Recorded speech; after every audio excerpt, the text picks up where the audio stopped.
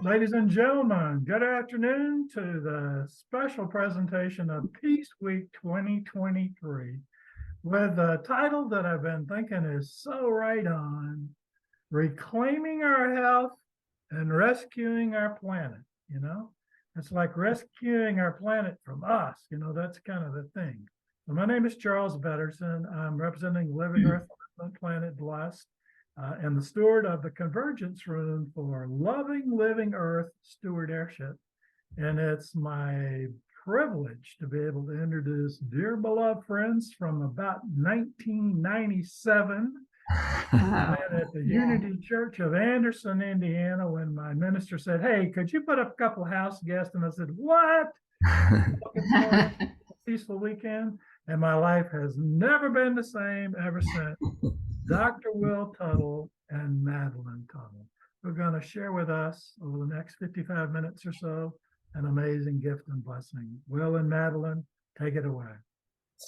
Thank you so much, Thank Charles. you, Charles. That's Charles Betterton, and he's with Peace Week, which is a tremendous effort that's been made the last several years to help raise awareness about the ways we can live in harmony on this planet. So I'm delighted to be sharing the screen with my beautiful spouse, Madeleine.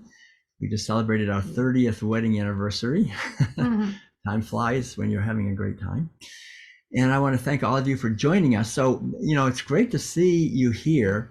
My feeling is what we'd like to do is go ahead and say a few things at the beginning and then just open it up for your questions. We do have, let me see, make sure I see it here. We do have a chat where you can put things in, and we'll try to keep track of that if possible. But the main idea here is to talk about some of the new ideas in the book, The Food for Freedom, which is going to be released hopefully in November. We're just sending it to the publisher right now, and it's going to be designed and created and so forth. And we're leaving on November 4th, our home here in California, on a 5-month lecture tour, traveling around the United States. We'll be going through Nevada and Utah and Colorado and Kansas, Missouri and Ohio, Virginia, and then down through the Carolinas to Florida, and then back through Texas and Arizona and California on the way back.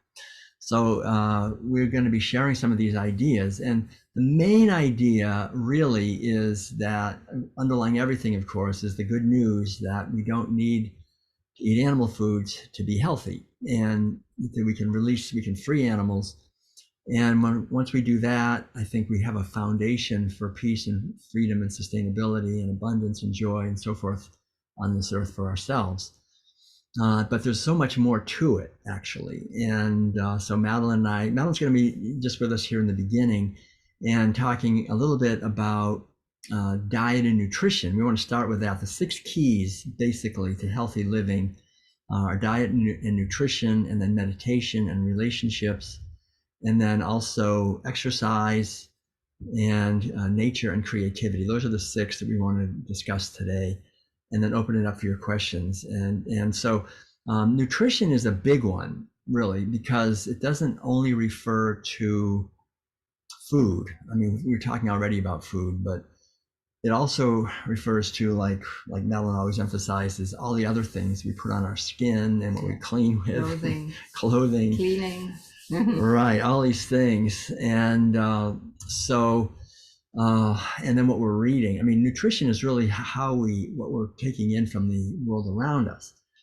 And so I'll just say a couple of words about nutrition, and then maybe turn it over to you for the other part. And so basically, you're all, I think we're all more or less perhaps on the same page on this. But we've been vegans for over 40 years, and I would say the smartest thing I ever did besides marrying Madeleine was going vegan, because it really creates a foundation for health for ourselves and for animals and for our earth and future generations and indigenous people and so forth, because it's the way to eat in the least wasteful way, right? It takes less land.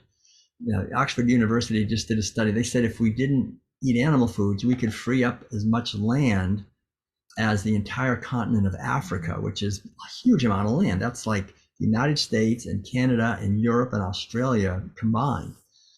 Which is now being enslaved to monocropping to grow corn and soy and alfalfa to feed to animals. It could be go back to forests and habitat for animals and places for us to enjoy, rather than being sprayed with glyphosate and all of that. So moving to a plant-based way of eating, it's healthier, not so much saturated fat, cholesterol, acidifying, inflammatory animal proteins, all those things, and for the environment, and then for the animals and for wildlife and indigenous people who are getting forced off their land. So we think that that's essential, and it's really not being talked about enough still. And one of the things that we talk quite a bit about is the fact that there's this sort of faux veganism that's spreading, with this idea that we should be eating more Impossible burgers and these sort of fake meats and fake cheese and fake eggs and fake all this other fake food that comes out of a factory. So what do you think of that idea now? Yeah, and no carbs, believe it or not. Yeah, you're no, just no carb girl. Starches. I mean, afraid of eating starches is really not a good thing, because we live on starches, really. That's where the energy lies. And we know that. We look around the globe and see that whole Asia, the basic is rice. And I mean, the most beautiful people are in India, I think. And they eat rice, tons of rice. And of course, some vegetables, they don't even eat any raw. People go raw and are constantly addicted to sugars and all kinds of little side foods. And in India, they just eat, and they eat healthy. I mean, nowadays, McDonald's moved in, and all the chemicals are really a disaster. I can't stress it enough to actually go vegan and organic, because now we have not just GMOs and all the basic chemicals. Now we have glyphosate, and the other thing is that atrazine and neonicotinoids. I mean, there's so many chemicals now. There's so many chemicals. So going vegan, organic, and whole food, because all these burgers will just mentioned, they're absolutely not healthy. They're playing havoc on our health, and we should eat whole foods, and that's easy to digest and makes us healthy, fit, and energetic. And you have some videos. Yes, I have videos, Madeleine's Intuitive Kitchen. And I show a lot of easy recipes, and they're tasty, everything. But also, don't forget to look around what you do else than just eating, like put all the different creams and lotions and things on the skin. So this should be organic too. Because we're eating this, the skin is the biggest organ, so it gets all ingested. And then also we're breathing. So what do we do in the houses? We're cleaning with chemicals, and there is so much organic cleaning products around. So, or you can just take vinegar and baking soda, but I still buy organic cleaning products, because I think I like to support all these businesses who make the effort to put organic cleaning products and toilet paper, Kleenex, and lotions and laundry detergent are very important, because like when I go walking, and I walk every day, no matter what, and there comes somebody with a fresh, clean shirt along, I can smell that chemical. And it's like a man-made smell of roses or a magnolia or something, and it's a terrible smell, and the whole environment is filled up with that smell, and we take this all in our skin because we wear it, and on top of it, it gets flushed down the drain and it goes into the lakes and rivers, and all the fishes, they have to suffer, and the birds, and everybody has to suffer. We really not play very intelligent on this earth. I think we should reset, do a good reset of organic, vegan, and whole living, meditating, having exercise, and be creative. Be creative. How much great energy comes out if we're creative. I like knitting, like this one. I knitted out of leftover yarn. I knitted other things before. So, and what? Is it linen? Or yeah, it's linen, organic linen. It's like clothing should be organic too. We wear all these synthetics, and it makes a static on the body. So we maybe get nervous or need some pills to slow down and all that. So I can only say, just go organic for the world and for each other. Great. Thanks, Madeleine. So, yeah, there's so much we can talk about with food, obviously. And George made I think a good comment here. I noticed in the chat that these fake meats can help people in transitioning to veganism if they're eating flesh and dairy and so forth. And these provide a way for people to transition. But I think, okay, good, but make the transition. The problem is people tend to think that if you're a vegan, you must be eating all this packaged food that comes out of a factory. And the problem really is serious, because a lot of people go vegan and they do eat that way. They kind of continue, and then they don't feel well, and they say, I tried being a vegan and it didn't work for me. I feel terrible. And when I ate a little bit of meat and dairy, I felt much better. So we really feel that whole organic plant-based way of eating is important. There's quite a bit of other information to share about nutrition, and part of it, I'll just say briefly, it has to do with the fact that we eat maybe 1 or 2 quarts of food a day, maybe a couple of quarts of water a day, but 11,000, I think it is, or even more, quarts of air. So it's very important as part of our nutrition to learn how to breathe properly. We're not taught in our society how to breathe. Really, most people that go through their day breathing very shallow chest breathing, which really in the long term is unhealthy for us. It doesn't really allow us to cleanse our body. You know, the greatest way that we reduce toxins in our body is through the breath. We have 4 main ways of eliminating toxins: the feces, the urine, the skin, and the breath. And the breath is 80 to 90% of all toxins leave our body through the breath. All the carbon dioxide, when you lose weight, it goes out as carbon dioxide. Weight goes out as carbon dioxide. So that's why exercise is so helpful. When you're breathing, if you want to lose weight, that's one way to do it. But not only carbon dioxide, but sulfur, hydrogen sulfides, and so many toxic chemicals actually go out through our breath. So it's very important to breathe deeply and to breathe more slowly. Really, I think, we're taught to have kind of in our society, more or less, sort of rapid, shallow breathing. And this is not in our best interest in terms of our emotional stability.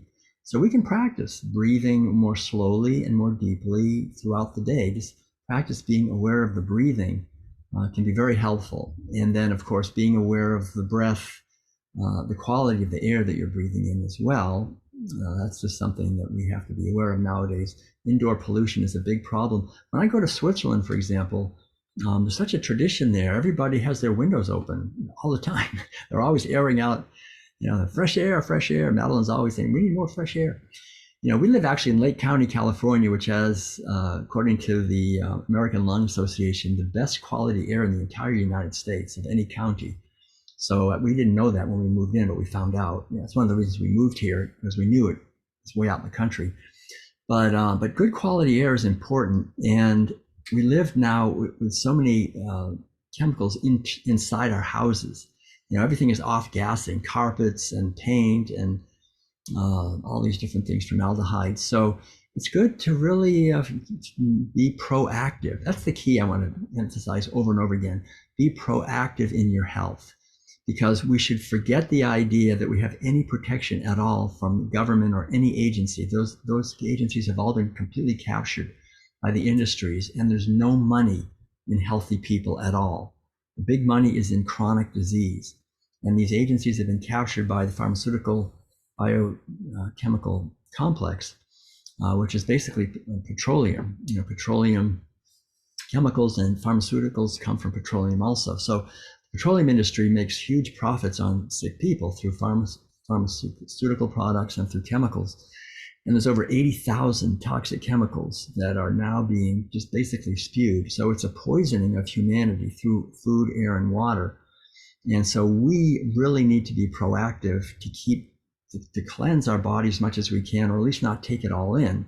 That's why I really recommend, if possible, taking responsibility for your health, not going to a drugstore and getting pharmaceuticals, not getting aspirin and Tylenol, and they're all toxic.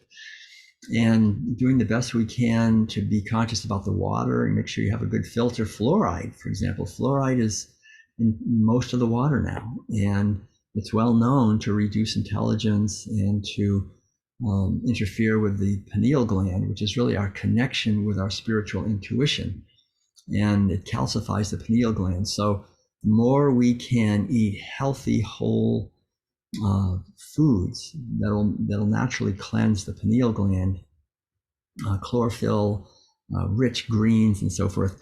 Healthy food is great, and meditation, all these things, we can counteract these things. But we have to be aware that there are no sort of benevolent forces in government or industry or anywhere that are taking care of us. We have to do that. I mean, the benevolent forces are like grassroots activism, like we're doing now, to share these ideas.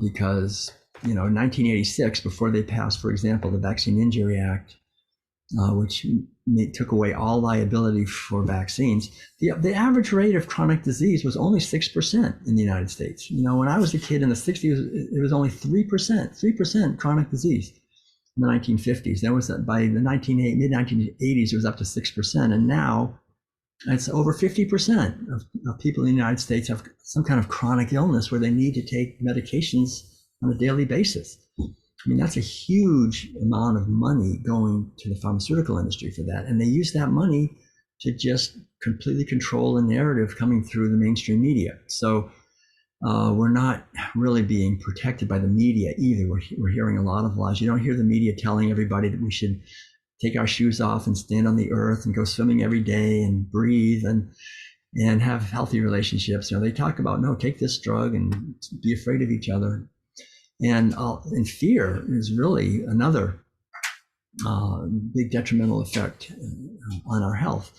So all these things are interconnected. The quality of our nutrition, which is basically what we're eating, what we're breathing, what we're drinking, what we're wearing. There's a great documentary film called Stink, which basically goes into the important idea that when you see a label that says, for example, fragrance, that one word could be a placeholder for any number. It could be 100 completely toxic, carcinogenic chemicals.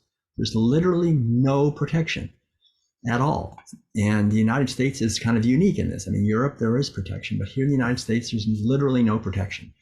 So, be aware and spread the word. We have to, like clothing, flame retardants, all these products, like Madeleine said, people put on sunscreen. I haven't used sunscreen in 50 years. Get outside and get a tan, and you'll be okay.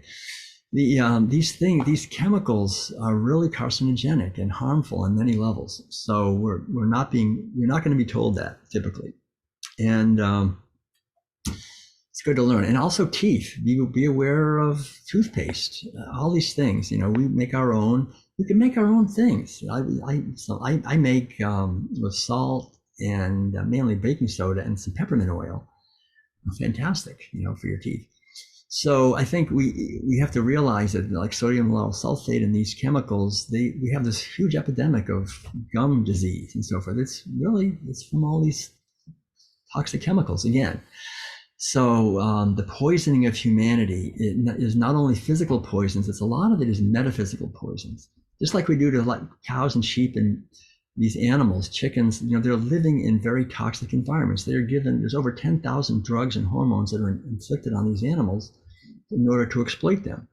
And it's the same with us. I mean, if we're going to be in a system that's drugging and force medicating millions of animals every day, don't think it's not going to happen to us. So we have to be aware that whatever we sow, we reap. What we put out comes back.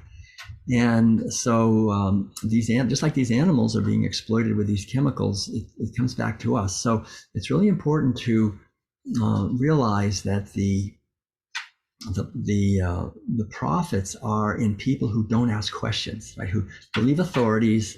And we're taught in our educational system more than anything to trust authorities, right? My PhD at Berkeley, I focused on philosophy of education. I really studied this in depth, and it was pretty shocking to see what we all really know in our bones, which is that our educational system has one primary goal, which is to create people who will obey authority. And those who go through the most education are the best at obeying authority. And they're rewarded for that, right? They're the ones that are sort of higher up in society. They get money for obeying authority and getting everybody to obey them. But for us, the people, if we obey authorities that are telling things to us that are not in our best interest, like to eat animal foods or to take lots of drugs and so forth, we're going to pay a price, and our children are going to pay an even bigger price. So it's important to understand these underlying ideas that nutrition includes all these different aspects, not only what we're taking in physically, but also the media. Media content is basically a lot of fear and anger and divisiveness is being spewed out. They're wrong and they're bad and they're saying terrible things. This divisiveness, and that keeps people on edge and upset and stressed.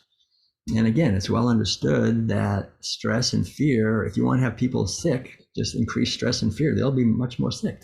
So again, it's up to us to take time. So that leads into the second thing I want to mention, which is meditation. And basically, not only taking responsibility for the quality of our external nutrition, but the internal nutrition through meditation and through taking time every day to quiet our mind and connect with the inner silence that's always present. No matter what's happening in the outer world, we have this inner locus of being, which is our true nature. And it is the essence of our true being, which was never born and will never die, and which is functioning through this physical body, which is waving at you right now. We cannot see each other, right? We see what in the Buddhist tradition is referred to as a footprint, right? You see a footprint, you don't say hello to the footprint, right? This is a footprint. And when we understand that, we begin to realize that we can look at others and see beyond just the outer form of whatever their race is or their gender, sex, whatever, age, and so forth, and see the being that's shining through their eyes, that being. When we see that, we become healers, really, in a deep sense. We see the best in others. We see the eternal. And we can do that for ourselves, see the eternal being in ourselves. And why are we here, functioning through this vehicle for a few decades? What's our purpose? Are we just here to consume and buy and impress each other with how much we can buy?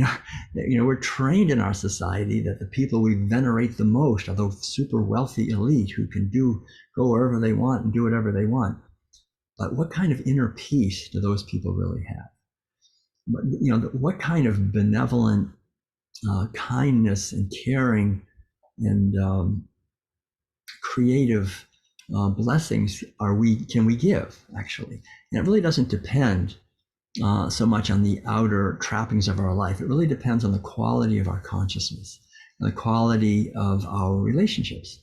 So those are the next two things I'd like to speak about after nutrition is meditation, which is taking time every day to just connect with the inner silence and with, I think at a deeper level, our purpose and our true nature. And I think part of that is self-inquiry, questioning what it is that we actually are, and seeing that it's not this shallow being who's trying to impress others, but there's something much deeper than that. And then that connects with the third key, which is relationship. Because when we relate to each other from the point of view of being a fundamentally separate self and see them as separate, then we're always in some kind of transaction where we're trying to get something from them and they're trying to get something from us. And so here we are, we're manipulating each other all the time. We're in these manipulative relationships, and ultimately it creates conflict and suffering and stress. And in the Sanskrit tradition and Sanskrit language, in the Buddhist tradition, or in Hinduism also, that's referred to as samsara, which is the cycle of suffering that doesn't end until we escape ignorance, the ignorance of egotism, of thinking that we're a fundamentally separate self. And once we're able to emerge out of that prison of feeling I'm just this body with my collection of memories and my desires and what I don't want and what I want, and then trying to use others to fulfill that whole thing goes on, according to the ancient teachings, it goes on forever, like lifetime after lifetime, really. I mean, it goes on and on until at some point we're done with it. And we say, okay, I've had enough of that. I'm going to focus on something higher. I'm going to raise my vibrational frequency, in a sense, to, instead of desiring these lower level fulfillments of power and sex, maybe, or just my basic needs, to actually being creative and helping others, being loving, being part of the solution to the problems here on this earth, rather than simply thinking of ourselves first. And so quality relationships, I think, really, from my experience anyway, come back to the primary understanding that everybody that we ever meet is struggling, right? We're all having a heck of a time here. And even though we seem maybe put on a mask, like where everything's good, but underlying everything, we all have challenges. And sometimes the challenges can seem overwhelming. And so just to remember that, and to do the best we can to use our body, speech, and mind to radiate loving kindness and compassion and tenderness and gentleness and mercy to others without judging or blaming or criticizing or shaming them, and including ourselves, but especially those who are close to us, who we're actually interacting with. And of course, social media and the internet tends to reduce that, because we can just type something to somebody. We don't have that connection. So I think in many ways, the quality of our relationships has, in some ways, has suffered because of the technology that we have. The technology can kind of distance us. It's great that we can be together like this right now, but it's also good to really take time to see people and get hugs and connect and talk and listen. That's one of the reasons Madeleine and I like to go on the road and do our lecture tours, because we actually get to meet people and share directly. Because that's how we are as human beings. We are embodied here, and to be able to connect through directly. And then the best thing to just say loving, just be loving, right? I mean, it's so interesting. They do these studies on healthy relationships, and they find that basically if you have a relationship, say between two people, like a husband and wife situation, for example, that if 50% of their interactions are positive and 50% are somewhat more critical, then 100% of the time that ends in divorce. Like 50-50 is not good enough. and they find if it's maybe 70-30, that's maybe half the time. But it's not until you get up to about 85 or 90% of the time that what we're saying to each other is loving and caring. And maybe 10% of the time we're saying, well, could you do something? Could you do that differently? I don't like that. Try to have 9 times out of 10, right? To be kind and loving in our words. Our words are so powerful, and we can do that. We don't have to demand other people do it. Like, we can do it ourselves. Like, we can be proactive and just do it. And when we do that, we start to radiate, and we start to feel better about others. We start to see the better things in them. We can start to feel more grateful for our life and for people around us. It really comes out of this sense of gratitude that we have a life. It's temporary. That's why it's beautiful, right? It wouldn't be beautiful if it was going to go on forever. That's why plastic flowers are not that great, right? Beauty is in transiency and in authenticity. And so when we're authentic and we realize our transiency and we're just seeing that in others, then we have the sense of gratitude, and because we have another day and we don't know how many we're going to have, but every day is an opportunity. We all know that. It's an opportunity to learn and to grow and to somehow be part of something that's positive. And that's such a beautiful thing. We can actually learn and awaken out of delusion. We can do that. That's the fantastic thing. I was born and raised in Concord, Massachusetts, and Thoreau, I learned to swim in Walden Pond. Thoreau went to Walden Pond to do one thing, to connect with his own true nature. And he wrote, I remember that, I used to teach that book in philosophy classes, Walden. He wrote, I know of nothing more positive than the realization that every human being can uplift the quality of our consciousness by our own efforts. Right? We don't have to depend on someone else. We can do it on our own. And we can do it by what we're saying, by what we're thinking, by what we're eating, by what we're buying, by how we're relating, by inquiring more deeply, by questioning everything. That's the most important thing. Really questioning everything that we've been programmed, and learn to unlearn, right? Learn to just let things go, because we've learned so many things that are not true. All right, so good. So I have a couple more minutes. I just want to do the last 3. So we've talked about nutrition and meditation and relationship. The last 3 are exercise and nature and creativity. So exercise, basically our body, there's 2 aspects of exercise and movement. One is basically how we just move through the day. Like, how do we move through the day?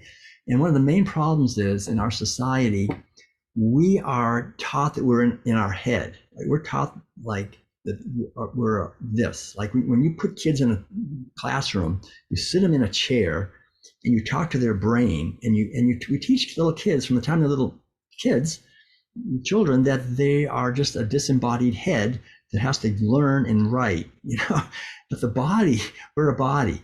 And so if you just look at the way we have to hold our bodies. We sit in these chairs, right? These like square chairs. Like, I haven't had chairs. I remember I went away. I left home when I was right after college, and I started walking with my brother, and we were going to walk to California, and we get as far as Buffalo. We had no money. We were just meditating, and we started walking. We kept walking. We walked all the way to Alabama. But I remember I had played hockey. So I had what we called hockey legs, ice hockey. I played ice hockey. I went to, in Canada and all over New England.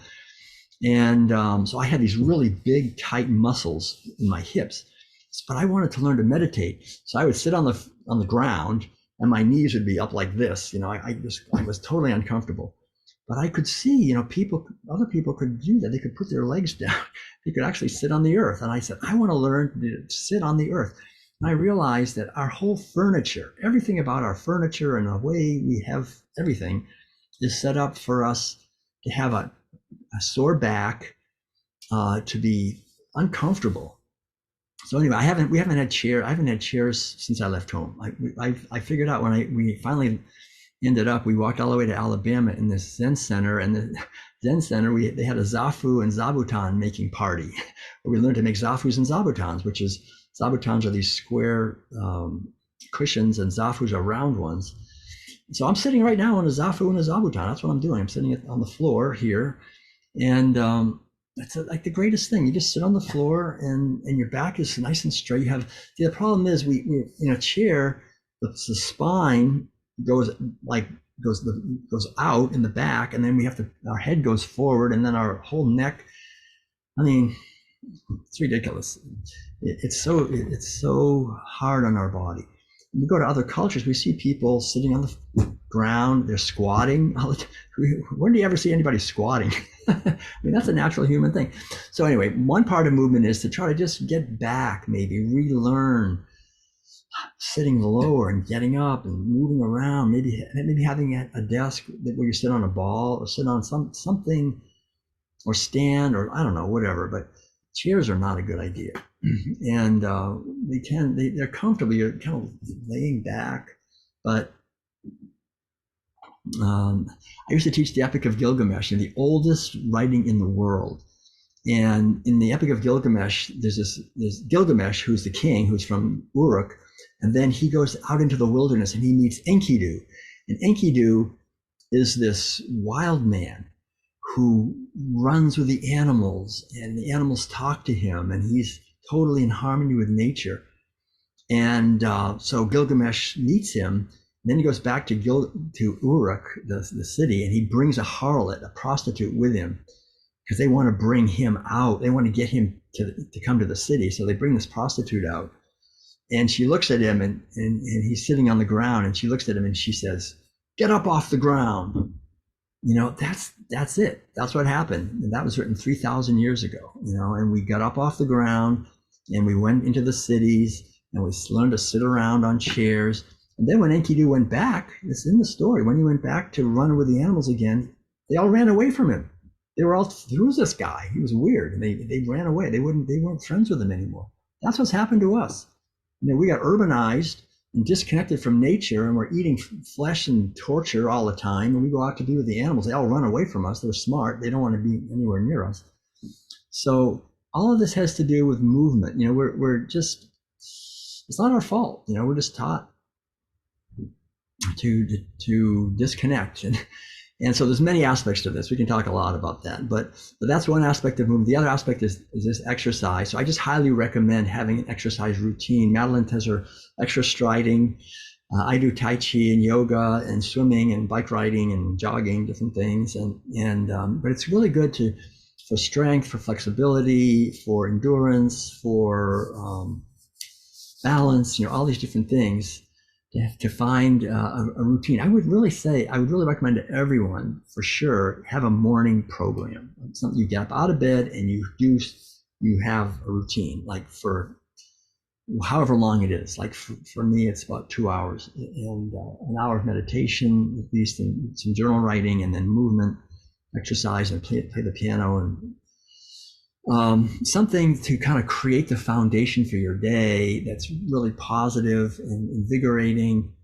And I mean, the worst thing I think is to get out of bed and like go to the email inbox or something, or watch television. I mean, it's really toxic. I haven't had a television in 50 years. I mean, that's one of the most important things, like disconnect from toxic media and from toxic lies that are getting thrown at us all the time. So anyway, and that leads right into the final two. Nature, right? Nature is the greatest healing force there is, right? And the big problem we have is we're disconnected from nature. I mean, animal agriculture makes us afraid of nature. We're just abusing animals all the time on a massive scale. Millions every day, we cut their throats. And so as an entire species, we're afraid of nature. We try to cut it down and get rid of the pests and poison everything. We're fine with poisoning everything. I mean, it's insane what we're doing to nature. Just attacking nature viciously. And we are nature. That's what we are. We're actually expressions of the universe and of the cosmos and of the earth as well. So one of the best things we can do is to just reconnect with nature, get out of these human boxes and artificial lighting and temperatures and all of that, and get cold and get hot and get wet and and run around out there and get to know the animals and understand nature and the rhythms of nature. Camp out for a few days. I mean, I've done that for years, just being alone in nature. Alone in nature is the best things we can ever do. Vision quests, 3 days and 3 nights alone in nature with no food. Those kinds of things. Those are traditional things that people have always done, and I'm glad I've done some of those quite a few times. It's a great way to just reconnect and recharge and feel again our oneness with nature, or just go out on a walk or take a swim. I'm so glad every morning I take my bike, I go down to the beach, I jump in the water. It doesn't matter how hot or cold it is, I just go in. And I think that creates this feeling of being connected to nature. We have a shower in our house. We haven't used it in 10 years because we put an outside shower in. So we take a shower under the starlight and the moonlight. Sometimes it's no hot water. Usually it's no hot water. But we do it anyway. There's nothing to be afraid of. Our bodies are resilient. They like to be alive. They like to feel. Cold water is one of the best things I've discovered 30, 40 years ago to bring vitality and health and healing. I haven't been to a drugstore in 50 years. And I think it's because I haven't had a TV in 50 years, and because I gone into nature and haven't eaten animals, and all those things together, having positive thoughts, all these things work together. All right, and then the final thing is creativity, and that's really important because it's really our creativity is our purpose in many ways. We all have our unique way of doing something and being part of the solutions here and helping out the world. And if we somehow manifest our creativity through what we say and our relationships, and maybe some art, some music, some dancing, some writing, some journaling, whatever, cooking, finding ways to express creativity, that's really connecting with something that's unique in us. And it connects us to our spirituality, to the transhuman dimension. I mean, I hate saying transhuman, the transpersonal dimension, beyond just the mask. The word mask in Greek was persona. So we have, this is like our mask, our face. We put another mask on that. But to understand, we can connect beyond the mask, right? Beyond the personality to the transpersonal dimension, the eternal dimension that we are. I love doing it through music. I mean, I just play, I can get out of the way, and rhythms and harmonies and melodies come through, and it's healing. It's been healing for me, and I've seen for many other people too. So Madeleine is amazing with her. She's always creating with clothing and art and music. She plays the flute now. When I was writing the World Peace Diet, I wasn't playing the piano as much. We lived in an RV, and she said, "There's not enough music around here." So she went to a store and bought a flute and started playing. So now we play together. All right, so that's enough for me. I'd like to open it up for your questions or comments or whatever. So Charles, what's the best way to do it? I haven't been able to see anything in the chat here, but okay, I'll bring that in. If you want to ask a question or will make a comment, you can use the reaction function at the bottom of your screen and raise your hand. That's perfect. Yeah, the reaction function, raise your hand. That's probably the best way. Then we can see you, and maybe you can see them. I was grateful that you went through that list. I'm grateful that you got to creative, because that's the one that I feel most resonant with. And thinking about Madeleine, the beautiful image behind the title card for this event was one of Madeleine's original art pieces. 2 of our programs in our Convergence room are blessed with covers that Madeleine has gifted us with. So who has a question? I'm looking for, don't see hands being raised. There've been a couple of comments in the chat. I'm looking to see if there's specific questions. Oh, all right. Yeah, I mean, there's one about dairy. I can answer that one, I guess. Well, be gentle. If the mother is willing to share the milk meant for her calf with a trusted caretaker of the mankind, and the milk has not been pasteurized, and she nor her baby is not bred or going to be killed for it, I guess it would not be that bad. Yeah, I mean, all right, that's a whole other thing. But quite honestly, I've been to India and I've heard these stories over and over. Oh, but we care about our cows. And the fact is, quite honestly, you can't do dairy eventually without killing these animals. If you're really going to do dairy, because you have to like own them, right? This is my cow, so you have to own the cow. So that already, the word in Sanskrit, ahimsa, means non-violence. As soon as I look at a being and I say, you are my property, I own you, that's himsa, that's violence. As soon as we own, the fact that we don't see that, we think, well, I'm good to them. They've lived for millions of years with sovereignty, right? They're free to have their relationships with their own, and you don't go in and own them. Like I'm violently ripping you out of your thing, and I'm going to own you. And now, because I want your milk, right? Or I want whatever it is, your eggs or your flesh. And then what?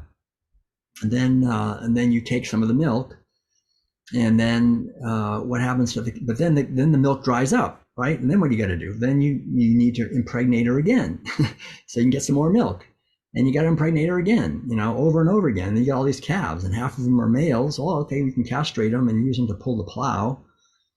Yeah, but then people don't want to do that anymore. They want to use a tractor. So you got to kill them. There's too many. And I've been to these places and I've talked to these people in India about it. And it's funny. You ask them two questions. You say, well, what do you do with the female cows when they're not giving enough milk anymore? They get old. They don't want to answer it. Oh, we let them go. Yeah, you go to India and you see all these old cows wandering the streets of India, and they're being eaten alive by wild dogs, and they're eating garbage, and it's horrible what's happening to them. Or you ask them, well, what do you do with the male cows that are born? Oh, well, we send them off to market, which means they have them killed. You cannot do dairy without killing, period. You can't. We haven't mentioned the World Peace Diet, which you're famous for, and it's certainly tied into Living Earth movement. Would you speak briefly about that for this recording to capture that? Yeah, the World Peace Diet, actually I wrote about, it's like 15 years ago now. And it became a #1 Amazon bestseller back in 2010.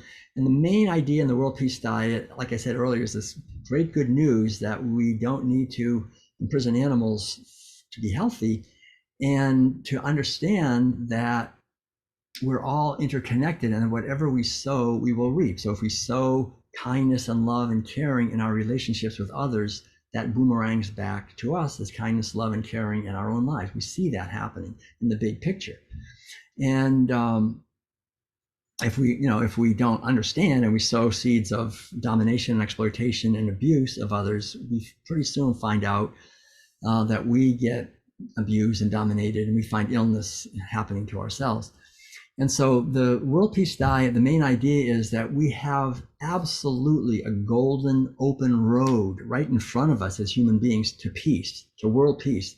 There's nothing stopping us. We live on a beautiful planet that's abundant. We can feed everyone on a fraction of the land. We can easily feed 10, 12, but right now we're growing enough food to feed 12 to 15 billion people if we would just eat plants.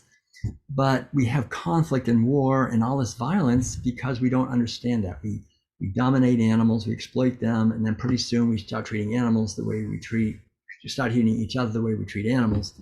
So I go through the whole thing in the World Peace Diet, the history of this, and how when we started owning animals for food 10,000 years ago in what is today Iraq, which is actually the Epic of Gilgamesh. Uruk is now Iraq. It's very interesting. That changed everything. Then we started to have war for the first time in the domination of women, because they began to be seen as mere breeders, and then the boys getting wounded by having to be hard and tough and capable of violence against animals and against rival herders. So this whole thing, and it's 10,000 years we've had a pretty patriarchal, violent, warlike culture that we've been raised in.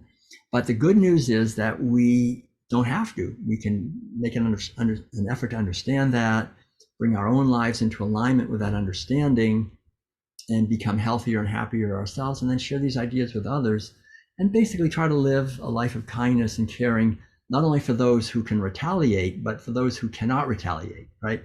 The animals, whatever we do to them, they just suffer. They can't sue us. They can't hit us back. Cows and pigs and chickens, fish, they just suffer. But what we don't realize is that our violence towards them itself retaliates. It comes back to us as disease and conflict in our human world, which is ultimately unnecessary. It's only because we're sowing seeds of violence. So it's basically the golden rule. The golden rule to all living beings. The more we can live that way, the better. Yeah, thank you for sharing that. We do have a question, George. Yeah. Yes, hello. Can you hear me? Yes. Fantastic.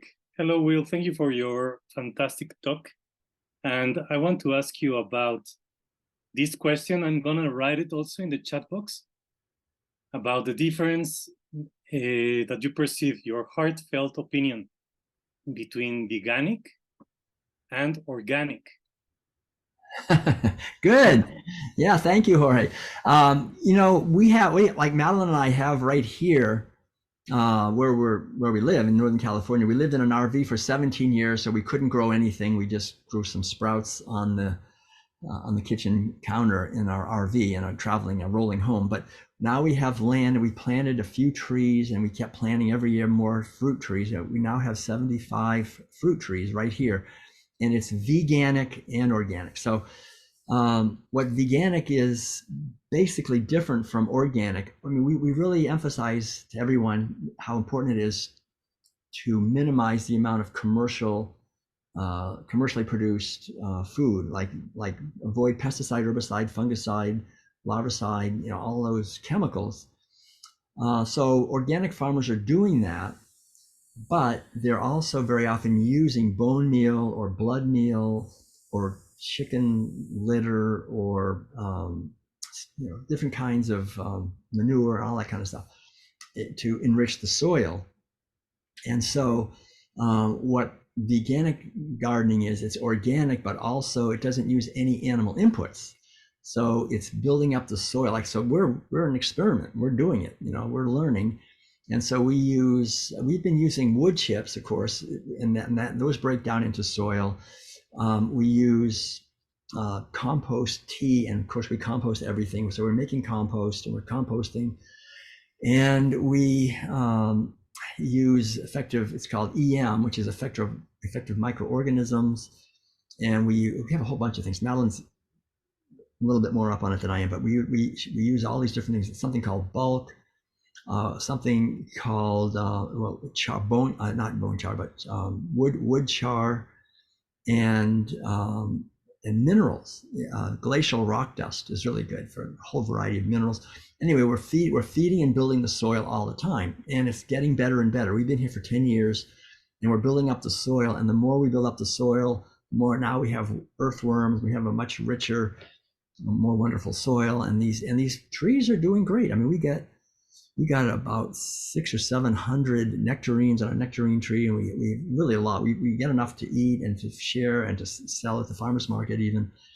So that's our experience. But I've also done some research on this, and I think it's the wave of the future that we'll do veganic gardening, because people are finding out, especially in Europe, it's more developed than it is it seems like in the United States, especially in England. It's called stock-free agriculture. But they're getting equal or even more yield per acre than using animal inputs. And ultimately, it makes sense, because if you grow food and then you put it through an animal, and then you put it back on the field, it's wasteful. I mean, you can turn over legumes, and that'll fix nitrogen and build nitrogen. You mainly want to get nitrogen into the soil. The other thing we do is called liquid gold, which is basically our urine, right? We dilute it in water, and that all goes back onto into the plants, and they love it. And this is something that's being done in Europe quite a bit. Like if you go to Sweden, they have toilets that separate the feces and the urine, right? You have a little divider in the toilets. So in apartment complexes, they'll collect the entire urine for the entire apartment complex in a big tank, dilute it with water, and it goes out on the fields, and it's rich in nitrogen and phosphorus. And that's what these plants really love. And what we've discovered is that it's not just the nitrogen, it's information, right? I mean, it's us, it's our body and our food, and we're eating from the garden, and then then it goes out into the garden again. And so what I think has been lost in our society is the understanding that plants have intelligence and that they're uniquely tuned into us. And if you grow your own food, those plants, and especially trees, they get to know you, and their food won't just be food. It'll be literal medicine. It'll be designed especially for you because you're growing that food. And I think this is something that the ancient people understood. And so in the old days, it would be kind of weird to eat somebody else's food. That'd be kind of like sex with a prostitute or something. It's like paying somebody else. Like, you grow your own food and you eat it because it's your energy, because the plants are here to give us food, right? I mean, that's a beautiful thing, and we help them. We eat we spread their seeds and so forth. So the whole idea is it's a very benevolent kind of a thing. And I remember this first dawned on me when I was in Maui, kind of clearly, and there was our friend there, Swaroop. He has this tree, a breadfruit tree, and he talked about how he came onto the land, he planted the breadfruit tree, and then he said, if you look at my body, he said, at least half of this body is that breadfruit tree. He said, I eat breadfruit from that tree every single day. He said, normally a breadfruit tree will only give fruits for maybe 3 or 4 months, but this one gives fruit for like 10 or 11 months of the year. It's just constantly giving. He said, the more I love that tree, the more that tree loves me.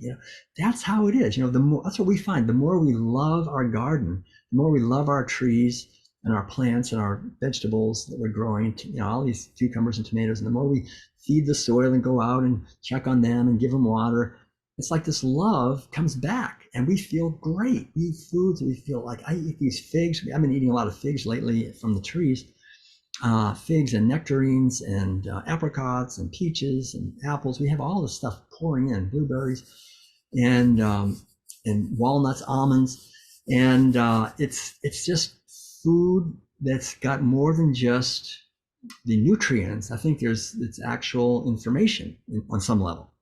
So I think the whole idea is to change the whole idea of growing food and farming. Right now, it's kind of a low status thing. Oh, you're a farmer. Like, what could be worse than that?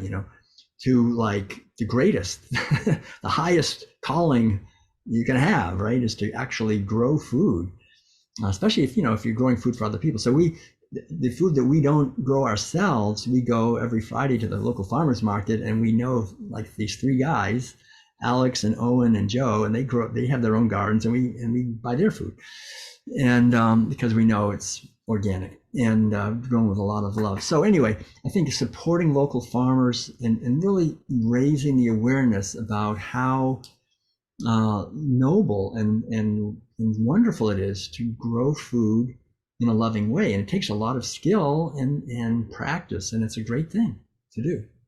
So thank you. That's a fantastic question. Well, I put your website link in the chat. Haven't been able to keep up with all the questions. I do see that Rita Marsh is hosting you in Carbondale, Colorado, I believe that is. Rita, link to that in the chat if you have that. Go ahead. We love you and your work.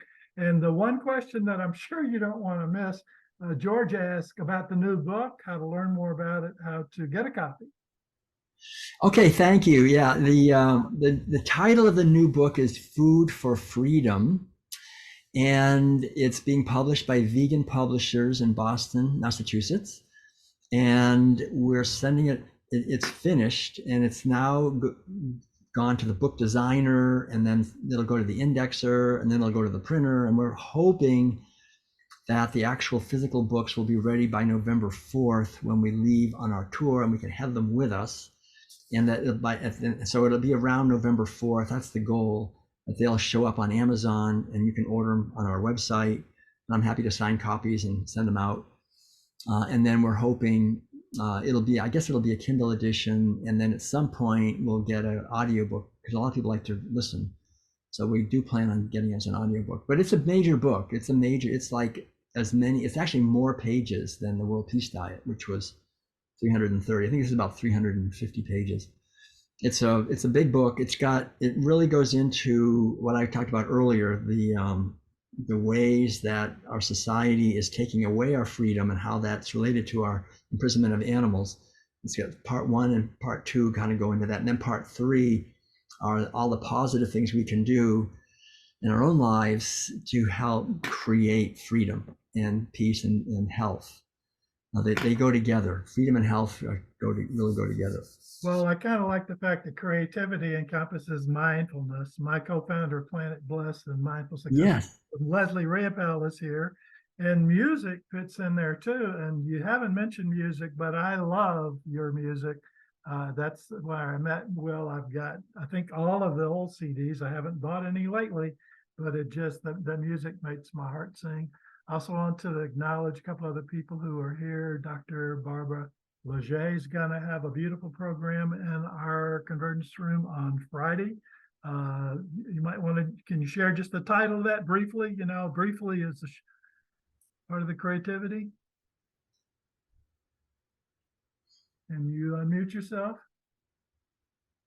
Fine. There you go. Yes, there we go.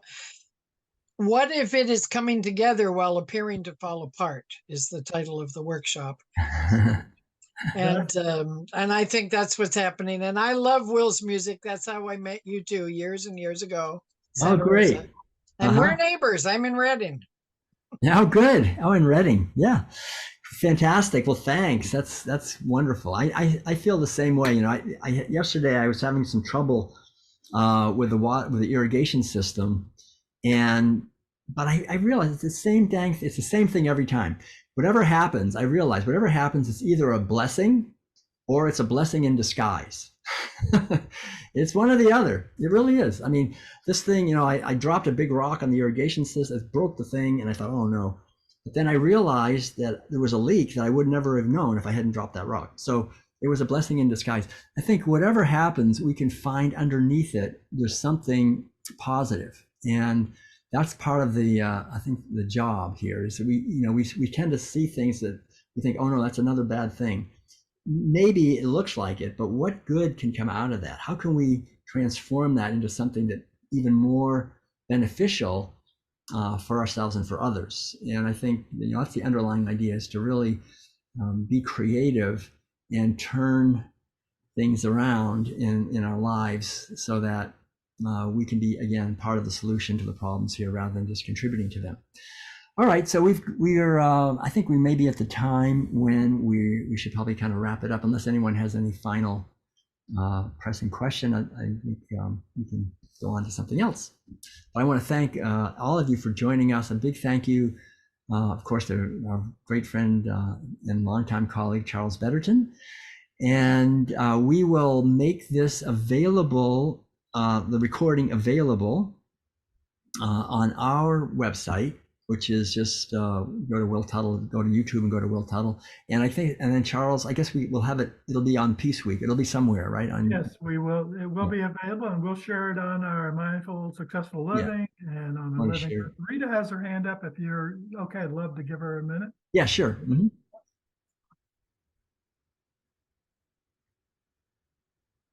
Rita, can you unmute? Yes, hello. There we go. All right. Will, did you mention your Thursday evening programs online? Oh, yeah. So people can tune in? I forgot about that. Yeah, no, good idea. So if anyone would like to go more into all this, we have two things. We have the World Peace Diet Circle. You can go to our website and find out more, but every first Thursday, this is open to anyone, every first Thursday at 5 p.m. California time, 8 p.m. Eastern, we gather actually at this exact same Zoom address we're at right now, and we have a meditation for 1 hour, which is open, a meditation and a talk. It's more focusing on spirituality, not so much focusing on all the problems in the world, although we may be getting to that a little bit, but it's mainly a meditation time. And then the third Thursday of the month, the same time, 5 p.m. Pacific or 8 p.m. Eastern, we have at the same address, but this is only open to people who are going through our training. So we do have an online training if you're interested called the World Peace Diet Facilitator Training to go more deeply. We have a 4-week program and an 8-week program to go more deeply into all this, what we're talking about here. And then every month we gather and we can have a conversation and questions and so forth. And that's open to anyone, the training, and it's quite reasonable price also. So you can find out more if you go to our website. It's also worldpeacemastery.com is the actual website, the other website, but worldpeacediet.com. Yeah, we'll take you there. Thank you. Well, Thank you, Rita. I gather that many of you are followers, fans, students, readers, subscribers of Will and Madeleine, and you know that he could go on for 5 months and a Zoom conversation. I mean, it's just Right. a wonderful treasure chest of love, light, wisdom, consciousness. So thank you, Will, and thank Madeleine for us. I love Madeleine. Yes. She's a blessing to the world. Thank you all for being here today. Peace Week, huge, very rich blessing. So stay tuned. Look forward to seeing you in other rooms, other convergences. Thank Blessings you. on you all. Parting words, Will. We're out. Okay. Yeah. Thanks. Thanks everyone for joining us. And let's go forth from this moment and multiply the message in our daily lives to everybody that we can. Check out our website. We're traveling around. Maybe we're coming to where you are. And I hope to see you again before too long. Thank you. Thanks for joining us. Thanks. Thank you, Will. Thank you all. Last Thanks, week. Will. Thank you. Much love. Thanks. Bye, all.